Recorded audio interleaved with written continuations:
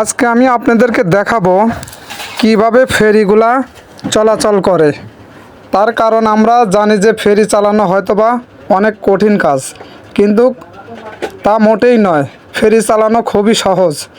যারা চালায় তারা খুব সহজেই এটা পরিচালনা করতে পারে।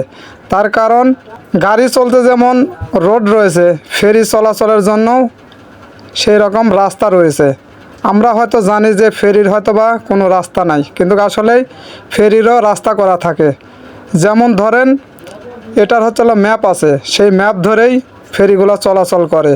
এই যে দেখুন, কম্পিউটারের ভিতরে রাস্তা করা রয়েছে। এই কম্পিউটারে দেখেই ফেরি মনে করেন যে চলাচল করে। এই কম্পিউটারের এদিক ওদিক গেলে পরেই ফেরি আবার করে এই রাস্তার পর নিয়ে আসে।